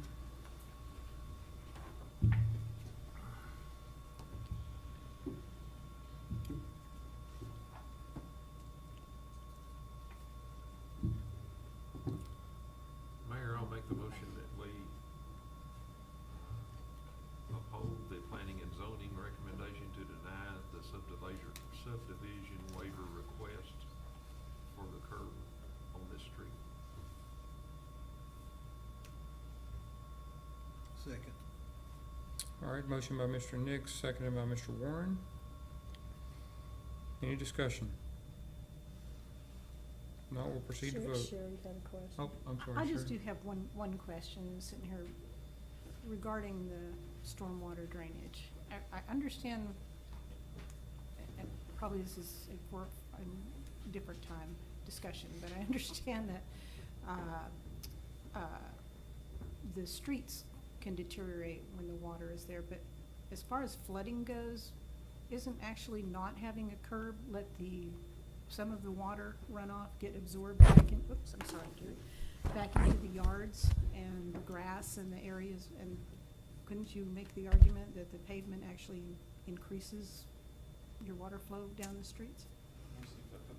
That's probably a question for Nick. Public Works Director to answer, the engineer to answer that. Certainly good that the ordinance requires that the subdivision stormwater flow be maintained within the public right of way, so that is. So that's the behind purpose, curb is itself. to actually confine the water to the road. To control it, but it must be maintained within the public right of way. So Okay, it is designed to stay even behind the curb as well. okay. All right, thank you. Yeah, what he said. You let him take the easy ones, right? All right, any other questions? No, we'll proceed to vote. All those in favor, motion to deny the request, for waiver for section 6.04. All those in favor say aye. Aye. Opposed? Nay. All right, that motion carries, to deny the request. Your last item, Mr. Mayo is requesting a subdivision waiver from section 6.04, streets and alley requirements.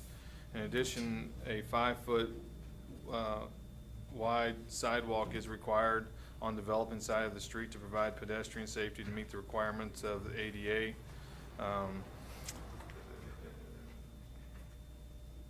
Sidewalk shall be constructed by a Class A concrete and shall have a width not less than 5 feet and a minimum thickness of 4 inches.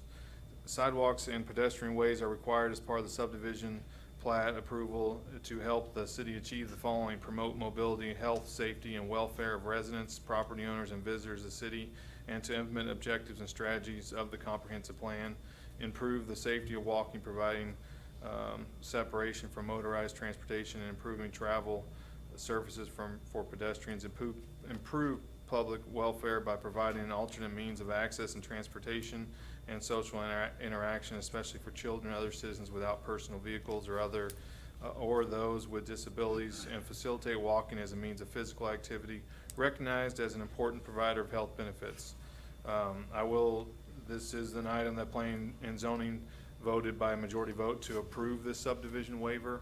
And the part that I will add is that this is a new thing for the subdivision that was brought in January when we approved the new subdivision. So when Mr. Mayo did look at this, although it is applicable and it should be applied and a waiver be heard, the subdivision, he was working on this project and this was not part of the old subdivision. So if that weighs into your decision, would be applied, and he would have to grant a waiver because he hasn't been granted a building permit. So I can elaborate on that if I didn't make much sense. Okay, any other questions for Jeremy? So this was not part of the 2012 subdivision ordinance, but it is part of the 2018 That's correct. subdivision ordinance, which was actually put into effect after he had begun consideration for this project. Right. By rule or law, he didn't actually, bring the plans in, and no building permit's been granted or applied for. So the subdivision would apply to it, and so he's going through the proper steps to get a waiver for it, and I'm guessing that's it. That would be the reason for, the waiver request. Is there a cause or reason for the 5-foot width? Is that ADA compliance. it's ADA? Yes. Okay. The old subdivision said that the developer may provide sidewalks. The new subdivision says it shall provide sidewalks. Okay. Any other questions for Jeremy? Okay. I know Marcy Cantor has preached for years that we should put sidewalks everywhere. Mr. Mayo, would you like to comment?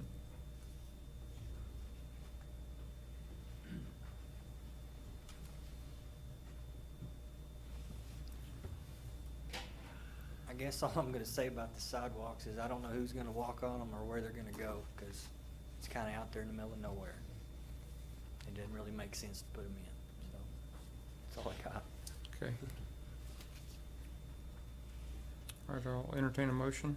Mr. Mayor, I move that we approve the subdivision waiver request for the sidewalks. I second. Okay, motion by Mr. McClendon, seconded by Ms. Trussell to approve the subdivision waiver to section 6.04 K, street and alley requirements, 5-foot sidewalk. Any discussion? I have a question, Mayor, if I might. Okay. Jeremy, do we have any other subdivisions that are under consideration that began before the 2018 ordinance was put in place that you're aware of? You're talking about for sidewalks that we're considering Yes. sidewalks? Not that I'm aware of. Yeah, and I'll probably sit here and probably think of 3 once I sit back down, but. Well, and I understand his dilemma, and I understand the purpose for it also, but I also have a problem with, and I know Randy's gonna say there's nothing binding about a precedent, but we're setting a precedent if we waive this, and I know P&Z considered it and waived it for their reasons, but when we waive things like this, it does set a precedent, and some of those things we've heard tonight, because staff has waived things in the past that I don't believe should have appropriately waived, but that's neither here nor there. What we're considering tonight has a tendency to be looked at and set a precedent, especially if there are other subdivisions out there that may be under consideration right now that began prior to the implementation of our existing ordinance.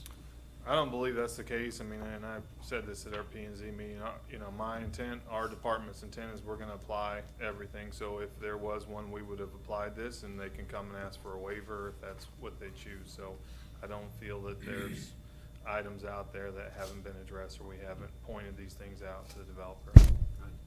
Thank you. Any other questions? If not, we'll proceed to vote. All those in favor say aye. Aye. Opposed? All right, that motion carries unanimous vote. All right, we'll move on after I say one more thing. And I apologize, but I feel it's very necessary to express my concern with the staff's interpretation of the implementation of the subdivision ordinance at the placing the burden on the developer. And I would caution that be considered. If TxDOT did that for every street widening to every rancher or business along a Texas highway, or if the U.S. government did that with every interstate,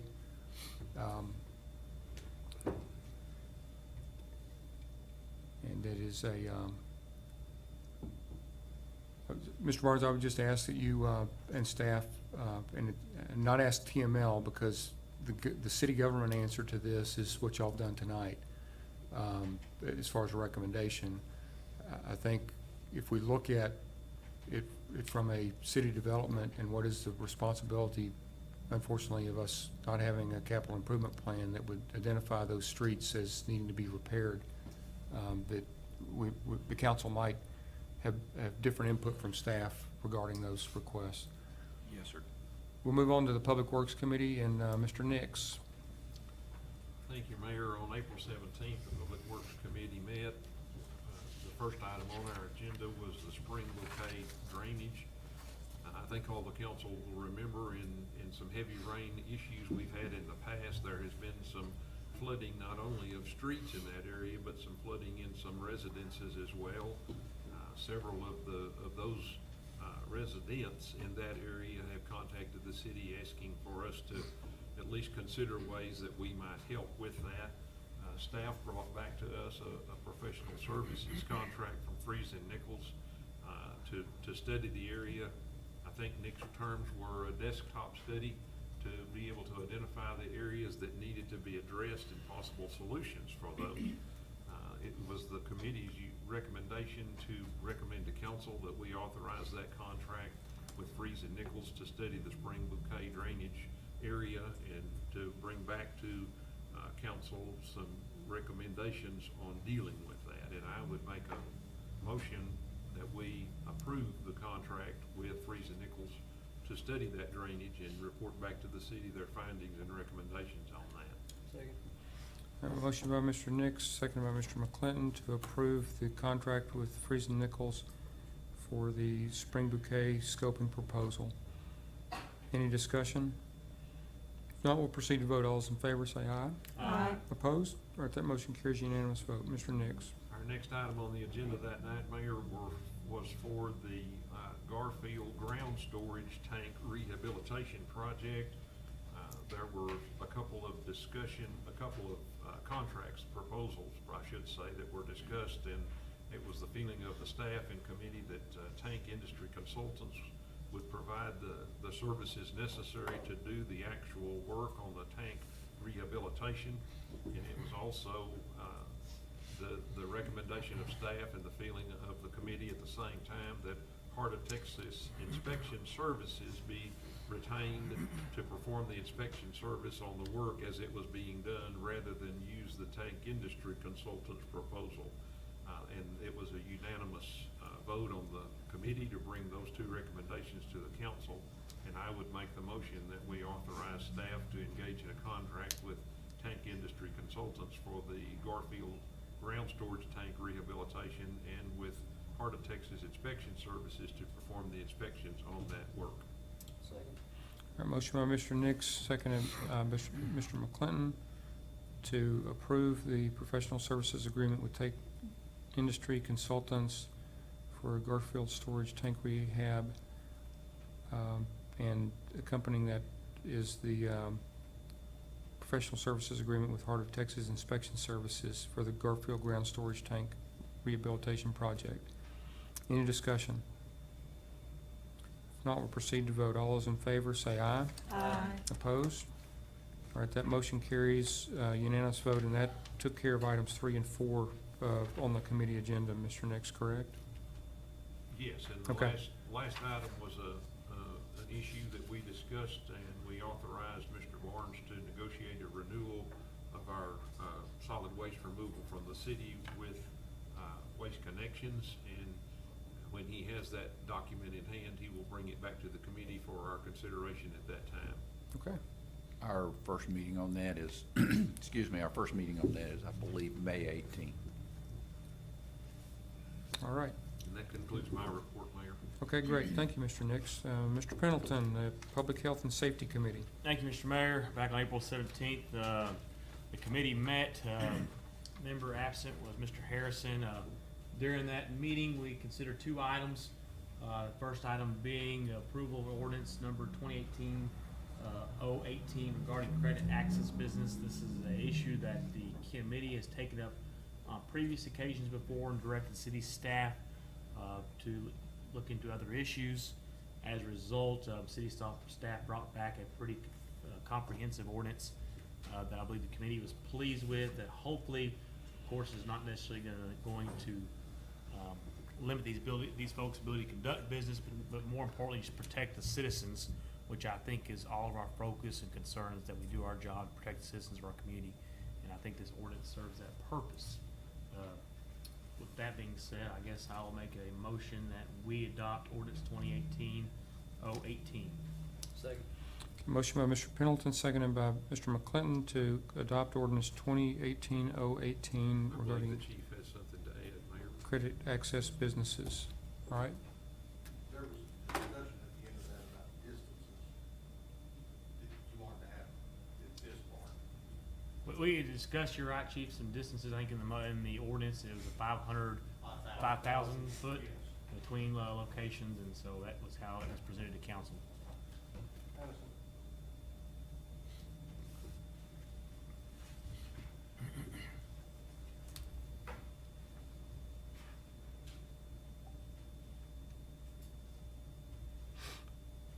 I'll just go to the end of it, since you seem fine with the, kind of the meat of it. And I didn't mean to cut you off earlier. No, that's I okay. apologize. I'm great. So currently, as written in the ordinance, we have 5,000, and we talked about that being a lot. So just to kind of give you some context, what I did was take our sex offender registration map, where we have 1,000 feet, and then pulled off one of the circles to give you some context. The building in the middle of that circle is the movie theater. So if you look at what 1,000 feet covers, this 5,000 feet is huge. So just to kind of give you a relevant distance to work with, so you can decide what you think is good, bad, and different. I just wanted to give you something that provided some context to what a distance is. Did you have an example of 5,000 feet? You just had the example of it. I don't have any circles, that, but probably the rest of that map, because Okay. it's one big blob. Okay. Well, I thought, so, right now, you're saying, so we would have to change this to drop that, because we had talked about 1,000 feet at the meeting before. We talked about it, but the recommendation that came forth from committee was as is, As is, and we'll okay. discuss tonight on the distance. Is 1,000 feet your recommendation, chief? Do you have a recommendation? I don't. You know, currently, it doesn't matter, we went back today, and the pictures that I included, there are 6, started with 8, when we first started this, 1 had gone, then we were down to 7, one of those is also closed, so we're at 6 currently. In the current distances between each other, and it goes nearest property line to nearest property line, I don't go anything from 58 feet to 4,000 feet. But A they're little all over 4,000. grandfathered in, right? They're all grandfathered in, that's correct. But this would deal with new businesses that might want to go in proximity to our existing business, correct? Yes, sir. And so you can go 0 to whatever you want. Well, and again, the reason for coming back to this, Mr. Pendleton, was not necessarily to change what's in here, but the comment was to ask the chief to consider it, right? Well, or for the, I think it was for the full council to Right, decide, are exactly. we comfortable with 5,000? Do we want something different? Okay. You know, I believe, Mayor, I guess I was trying just to, not to cut people off, but just kind of expedite things. My intentions were to make the motion, and I'd like to make an amendment to the motion, because I think 5,000 feet really is going to deter and prohibit business, which in my opinion is not necessarily the intent of our ordinance. Our intent of the ordinance, like I said, was to protect the public safety, not to deter these folks from doing business in our community. And when we talk about 5,000 feet, I think there was a map that showed that 4,800 feet, and that was almost the whole entire city. I mean, it was humongous. So I think that's not my intent of this ordinance, is to deter these folks from conducting business. So I would move that we amend the main motion by striking out the word 5,000 and inserting the word 1,000. Second Okay, amendment presented by Mr. Pendleton, seconded by Ms. Zachary, to amend section 119.10, location of credit access businesses, from striking 5,000 and changing that to 1,000. Any discussion? All those in favor say aye. Aye. Opposed? All right, that amendment carries. So now the motion that we have from the, is to accept the ordinance with that change to section 119.10. Let me bring up one other point. Okay? And I talked with Mr. Allen about it today. As part of the ordinance, there's a registration requirement. The ordinance itself does not set out a fee. So a fee would probably need to be adopted as well for that. It is an annual registration that occurs. Looking at a couple of the other cities, that fee showed to be $250. When I visited with Mr. Allen, I believe that's the fee you said that we just created for in the new game room ordinance that we passed. So that seems to probably match up. Chief, I don't want to argue with you, but there is a non-refundable application fee. Are you talking about a fee different than that, or in addition to that? I believe, yes.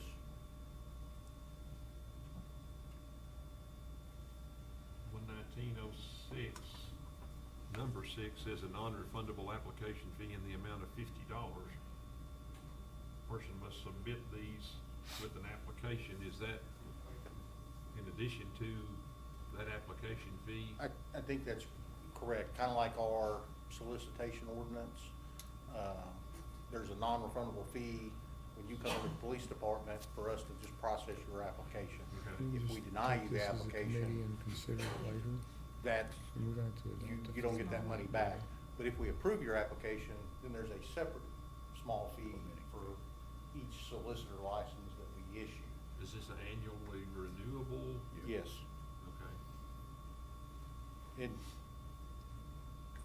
I suppose you could make it, one amount for first time and another amount for renewals if you wanted to do that, or. All right, so we've got a motion on the floor to consider. I'd ask Mr. Pendleton if he would be willing the committee to take this fee issue and consider it. And I have no problem with that, Mr. Mayor. I move that we postpone this motion to the next regularly scheduled council meeting of the Planning and Zoning Committee, or the Planning and Zoning, for the Public Health and Safety Committee. Motion to table. Oh, well, okay. Yeah, motion to table. So was that a motion to table? And that's what Mr. Thomas would like for me to do, that's fine.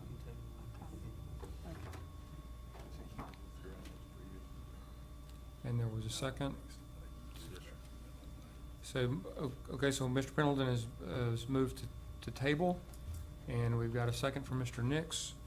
And so we'll proceed to vote. All those in favor say aye. Aye. Opposed? All right, so we'll table that until next time. All right. Okay, that being said, our last item of discussion was a housekeeping item. We address these items fairly often. And this one was just regarding some amending parking ordinances or no parking zones in the city of Stephenville. I don't know, Chief, would you have anything you want to comment on this real quick? No. Okay.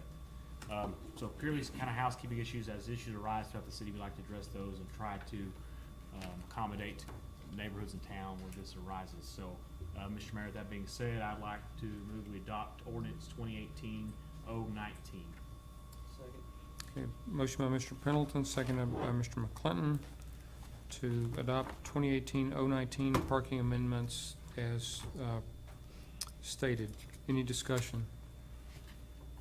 If not, we'll proceed to vote. All those in favor say aye. Aye. Opposed? All right, that motion carries unanimous vote. And that was it, Mr. Mayor. Okay, thank you. All right, Mr. Savine, the chairman of the Finance Committee, was unable to be here tonight. And so we'll move to Personnel Committee. Mr. McClinton. This is gonna be a short one, sir. Personnel Committee met 17 April, everybody was present. There's one item on the agenda. We made an executive session to discuss city administrator's contract. Okay. No action was taken. We will discuss this later in this meeting. And then Personnel Committee met again on 26 April. Everybody was present. The Personnel Committee again met in executive session to discuss personnel matters, and that was for the candidate for CETA Executive Director, and again, we will discuss that later. I will tell you that the committee did come out of executive session and made a positive recommendation for the CETA Director for the full council. And that is the conclusion of Personnel Committee. All right, report. thank you very much for that report and work by the Personnel Committee. That was a short summary of a lot of work, so. And let me just note for the minutes that Mr. Pendleton has left the meeting. And then we'll move to the monthly budget report. Monica.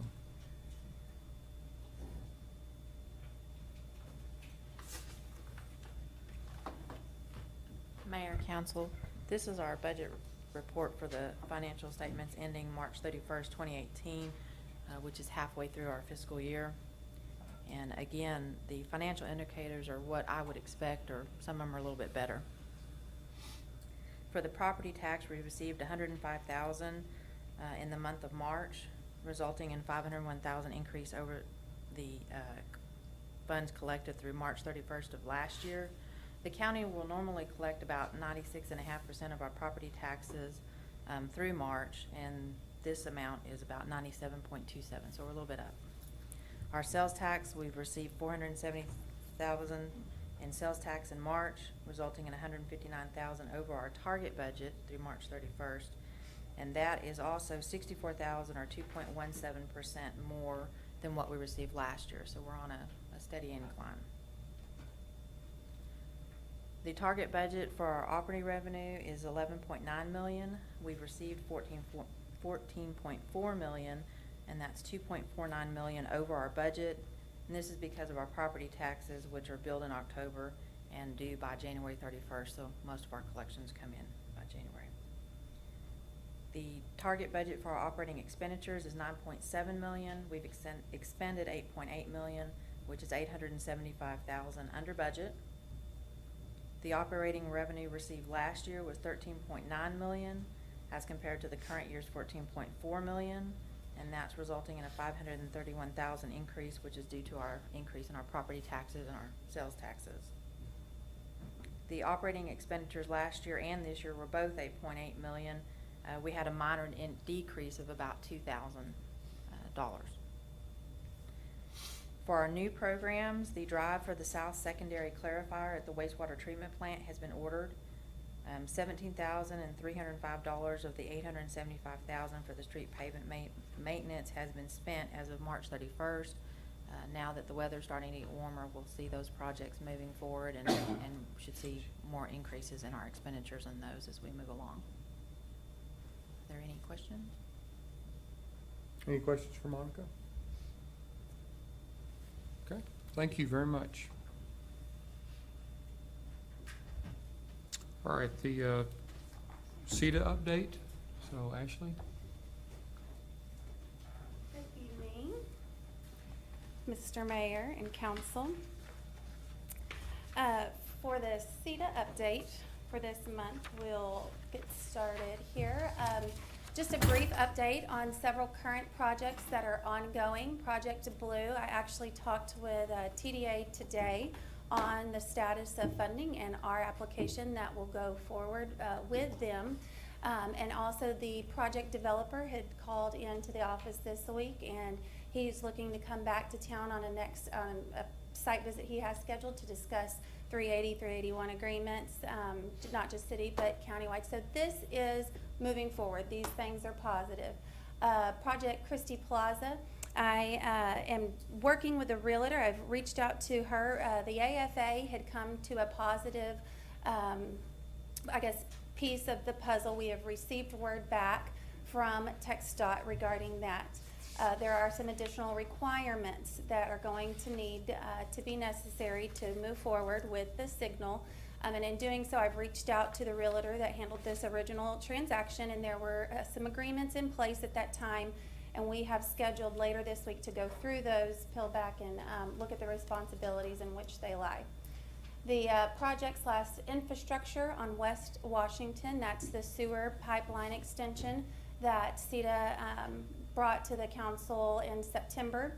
We're continuing. I've talked with both developers who are involved in this. So conversations are going on, and we'll be discussing the terms in which they will be required to participate in that as well.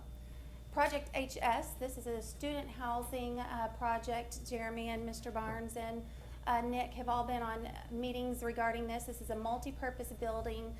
It'll have retail with units, housing units up above. They brought their preliminary plat, and we were able to, we did a pre-development meeting with them, and it's great. Land is in escrow, and they received some civil engineering information from city staff as far as what will help them move this forward. Keewaydin Development, those individuals have stayed in contact with the CETA office, just requesting additional information on their development project and their ideas, so they continue to seek information and resources from CETA. There's also a project here that's on the downtown square, so it's involving the historic tax credit program that's available to historic buildings. And they too have phoned the CETA office to be in touch with the resources that are available for them to do that. And we've had 3 additional retail developers who've called looking for guidance, assistance, or help. Business retention and expansion from the CETA office. We've had a project, Project Summer. Our board chair and myself will be making a visit to see them. This is just an issue that has come back on the table, and we're going to take care of it. And we'll keep you posted as we are able to. The May CETA Spotlight, we will feature Tejas Tubular. So they will be at our May monthly board meeting to share with us kind of the business climate and what's going on in their piece of our economic puzzle here. Workforce, it is a continual push that we're needing to improve and to focus on our workforce here in Stephenville. We have lots of manufacturing businesses who are providing hundreds of jobs for our community, but we're seeing a workforce issue.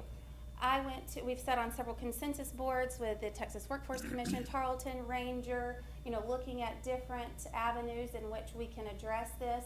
I scheduled an appointment on the 24th, and I sat down with the high school principal and career guidance counselor, and we're looking into some programs, into some opportunities where we can address those juniors and seniors who will be entering into the workforce in a permanent or a full-time position, and making them aware of what we have here in town. So again, Adam Kern with TWC is a part of that. Activities with our partners in town. Stedco, we attended the Stedco monthly board meeting. Yesterday, we actually, along with Mr. Barnes and Mayor Weldon, we attended the Chamber of Commerce and Stedco co-hosted an area industry meeting, and we attended that as well, and it was great discussion around the table. The Downtown Merchant Association had CETA and tourism over for a meeting that they're gearing up an initiative for some wayfinding signs. And then again, Ms. Smith with tourism and myself followed up last Friday. We had a meeting where I did turn over the rural tourism audit, the connection that was made through the governor's office. Julie has that in her hands to follow through on for our community. And then she and I together are discussing the wayfinding sign initiative and what we can do. The governor's office has also extended 2 more invitations for us to attend events with them, and we have received several requests for information directly from their office. And I think that goes to just being a game player, and like we've said before, having our face in the game, letting people know Stephenville is there and an active player. This is a little picture from the WCX 2018. So this was the Detroit conference that I did attend with the governor's office. If you'll notice, probably my favorite takeaway, the right-hand side of our booth, you'll see the top city listed on that side, Stephenville, Texas, and our logo was represented. So for all of the thousands who attended that. Total booth leads were 61. Follow-up calls that were specifically interested in things Central Texas could accommodate were 3. And then the relationships with the Encore Economic Development Office and the other economic development professionals who attended with us were probably the key part to that. And in closing, our office calendar, we've got a webinar tomorrow on economic development and ethics that I'll be sitting in on. A sales tax workshop, so invitation is still there. This is hosted by Texas Economic Development Council. It's in Waco on Friday, and I'll drive down to attend that.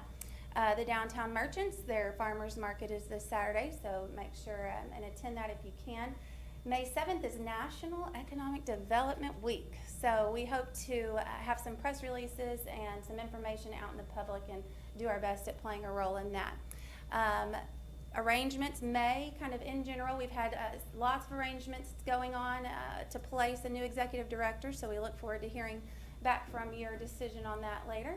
And then in June, I'd like to schedule that follow-up joint work session. So if y'all will write down or take into consideration either Tuesday, which is the 3rd Tuesday of the month, which would be June 18th, or the Thursday, the 21st. Those are 2 options I'll throw out there. See if those might work, and then we'll coordinate schedules. And with that, I'll entertain any questions if you have them. Questions for Ashley?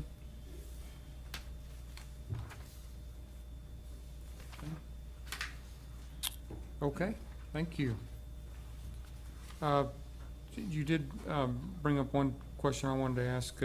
Do we have a status on the historic district designation for Stephenville from the National Park Service? I emailed him about a week and a half ago, and he said that it was with the National Park Service, and that we should have it by the end of the month. Well, that was in April, so I have left him a message today to follow up on that. So it should be any day now. Okay. And Ashley mentioned the industry forum yesterday. Mr. Barnes and I were both at that, and it was very encouraging, I think, to hear the jobs, the new jobs that are currently being added to many of our, well, every single one of the manufacturers that were in the room said they're adding jobs. And I didn't total them up, but it was well over 200 if you sum the total. Yes, sir. New jobs added. And one of the key items, though, that they said that is lacking is the need for training for machinists.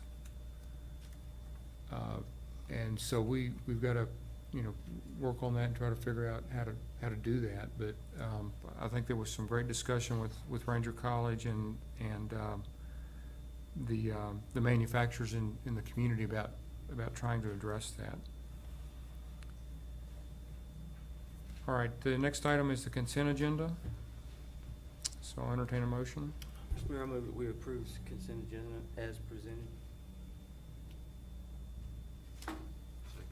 All right, motion by Mr. McClinton, seconded by Mr. Nix to approve the consent agenda as presented. Any discussion? If not, we'll proceed to vote. All those in favor say aye. Aye. Opposed? All right, consent agenda is approved. Comments from Mr. Barnes? Mr. Mayor, members of the council, I wanted to remind everybody that election is on Saturday. Voting is from 7 to 7. Today was the last day of early voting. Also on Tuesday, May 15th, we will meet with council to canvass the vote. And on May 17th, we will hold our committee meetings for the month of May. Okay, any questions for Mr. Barnes? So, says 22nd on the agenda? Yes, sir. It's the 17th. Okay. 17th. Yes, sir. Did everybody catch that? So the second bullet there should be 1/7. 1/7. That is correct. Okay. I'm curious how you're gonna do that, Mr. Barnes, since we won't have committees established at that time, or will we? It looks like in the past we just use standing committees, because we've had meetings where we've had before new committees were assigned, we just use standing committees. Until the new assignments are made. Okay. New assignments will be made June 12th, according to Mr. Steen. All right, comments by council members. Mr. Clinton. Couple of things. Certainly encourage everybody to vote, make your voice heard. And the good news about voting on Saturday is that, as Ashley said, when you get done casting your ballot, you go across the street to the farmer's market over there. And I'm just gonna say, that's the downtown merchants and the vendors have been there in some cold weather. So we really need to get out and support them. It's supposed to rain Saturday. But I'm gonna say one thing about it, and it's look for the lady with the lemon blueberry scones. And that's all I'll say on that. I want to say a big thank you to several people. There was a big bunch of Charlton students that came out a couple of weeks ago to Bill Johnson Park on a chilly and wickedly windy day. And that was a group organized by Keep Stephenville Beautiful, specifically Darren Trussell. And they all stayed to the bitter end, even the young lady that showed up in a pair of shorts at the beginning. And the project that day was to build the playground equipment, and they got it done. So big thanks to them. Also want to thank Jen Basham. This project was already going when Jen got here, but she has jumped in with both feet. And if you ever need an event planned or organized, this is the girl to go to. You'll get more emails, phone calls, phone numbers exchanged, pictures sent back and forth than you ever dreamed of. So Jen, thanks for your leadership on that. But the guy I really want to thank on this park project he's not here today, but it's Jesus Coronado. Jesus has been the cornerstone of this project. He's the guy moving the pieces around on the board so that what needs to happen on Monday happens, so what has to happen on Tuesday can. And so to Jesus and Rick and the other guys down at the Parks Department, just fantastic work. If you haven't been to Bill Johnson Park, you need to go and check it out. It's still a work in progress, but it is good things are happening down there. It's my belief that what's being created is something that not only Stephenville can be proud of, but that other communities will point to and say, hey, we can do that. That's really cool. I hope this is the first of many such park projects in Stephenville. It's a really cool thing. And I want to say thanks to Jerry Warren for his years of service to this city, this community. Jerry, thank you for that. And Mr. Mayor, I want to say thank you for your service. I think that the record that you've amassed in service to the citizens and the city of Stephenville will not be easily eclipsed. I think that your effort, and I mean it is an effort that you've made to make Stephenville a bigger dot in the broader map of Texas, that's not gone unnoticed, and appreciate the dedication to that. It's been a privilege to serve with you. Wish you the best on whatever new adventures come your way. But mostly I want to say thanks for your service. Yep, thank you. I'll reiterate that. Thank you to Kenny and Jerry for serving. Thank you. All right, Mr. Nix. I will second that because I've had the privilege of serving with both of these gentlemen, and one of you, I'm not gonna name which one, gave me an outstanding cap, but that's as far as I'm gonna go with that. But I do want to agree with what Mark said. You have worked diligently for the city of Stephenville. I think anybody that has been around you recognizes that and appreciates that and recognizes the benefit that Stephenville has reaped and will continue to reap because of your efforts. I appreciate that. It's been an interesting ride and sometimes bumpy, but I think overall we've done some really good things, and I appreciate your work and your leadership in that. Thank you. Thank you. Sherry? Yeah, I will fourth it or skip it or whatever. Where the situation here. Jerry, it's just been an honor to serve with you. I have really enjoyed sitting next to you. You have contributed so much, and your knowledge and your wisdom about Stephenville's history and all the things is going to be missed greatly. But we thank you very much for your service, or I do. And Kenny, I came in, to the council on the very beginning and the cusp of all the changes that took place. I do not think that those changes would have taken place at all without you. I feel like, you were the impetus and the driving force. You were trying to make a team out of 9 disparate people and get them all to go in the same direction, and that takes a lot of leadership and skill, and it's been an honor to serve with you. And Thank you. I have really appreciated it. Thank you. Thank you. Mr. Warren? I've enjoyed, for the most part, serving on the council. I hope I've been to some benefit. Sometime I doubt it. That's all. All right, let me start out by saying thank you to the first responders this week. Chief Chu, you and your crew, we had a house fire, and you never know when that's going to happen, and the response by your professionals was outstanding, so thank you for that. And Chief King, I know it's a team effort with those events, and so thank you for that very much. I'd like to thank the council for their work on these very difficult issues this evening that we dealt with. It's good to be able to have discussion and dialogue about these things, and work hard to make decisions for the community, and that's what we all do. I'm gonna, I didn't prepare remarks to say anything tonight. I'll defer that till the next meeting that we have. I would like to thank you, Jerry, for your service on the council. There's a quote by Theodore Roosevelt that I'm not going to quote all of it right now, but it has to do something with about the person that's willing to get in the arena, and the credit that's due to them for doing that. Never mind the critic. Stand by the one who's willing to get in the arena, and you've done that. And so thank you for your service and example to others in the community about the importance of doing that.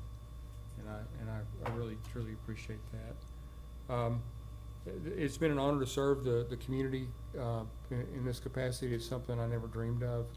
I know that I'm here only because God put me here, and it's in my intent to bring Him glory and honor in all things that I say and do. And so I'll just conclude with, as I've mentioned many times during some of those sessions that Sherry mentioned. It's from Psalms 90:17. And let the favor of the Lord our God be upon us, and do confirm for us the work of our hands. Yes, confirm the work of our hands. And with that, I'll call us into executive session and compliance with section 551.072, deliberations regarding real property.